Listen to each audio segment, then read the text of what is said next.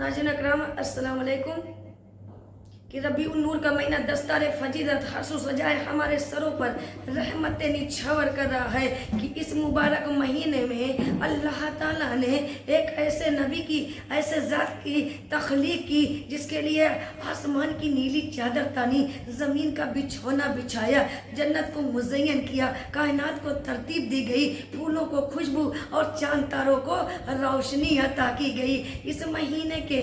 महीने के 12 तारीख को अल्लाह ताला ने एक ऐसे ज़ात की तख्लीक किया जिसका वालिदैन उसके दुनिया में तशरीफ़ लाने से पहले ही उसका बाबा वालिदैन इस फानी दुनिया से रुखसत हो गए और अपने रब के हुज़ूर जा मिले। लेकिन उस यतीम पर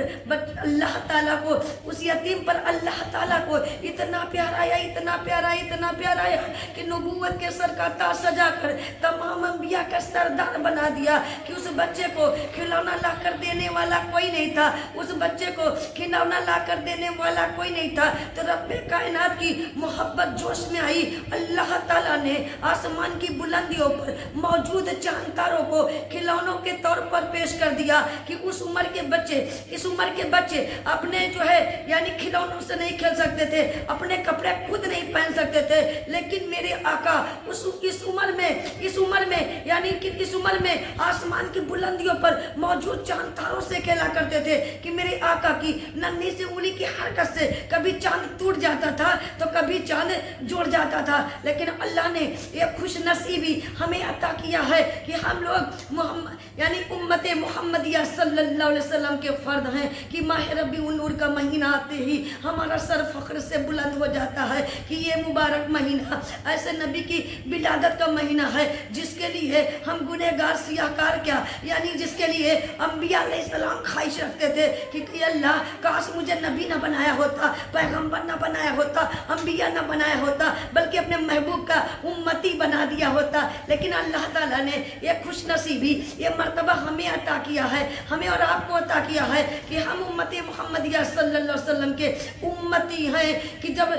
उस नबी के उम्मती हैं कि जब क़यामत आएगी तो जन्नत को अल्लाह ताला मुज़य्यन कर देगा, जन्नत को सजा देगा, जहन्नम को घसीट कर लाया जाएगा, जहन्नम से आग के शोले निकल रहे होंगे, यानी कि जहन्नम ऐसा हौलनाक चीख मारेगा जिसकी पुकार को सुनकर यहया अलैहिस्सलाम पुकारेंगे, यहया अलैहिस्सलाम पुकारेंगे, या अल्लाह नफ्सी नफ्सी, नूह अलैहिस्सलाम पुकारेंगे, या अल्लाह नफ्सी नफ्सी, आदम और इसहाक पुकारेंगे, या अल्लाह नफ्सी नफ्सी, नूह अलैहिस्सलाम पुकारेंगे, या अल्लाह नफ्सी नफ्सी, इब्राहिम खलीलुल्लाह पुकारेंगे, या अल्लाह नफ्सी नफ्सी, इस्माइल जबीउल्लाह पुकारेंगे, या अल्लाह नफ्सी नफ्सी, मूसा कलीमुल्लाह कहेंगे, या अल्लाह नफ्सी नफ्सी, ईसा अलैहिस्सलाम कहेंगे, या अल्लाह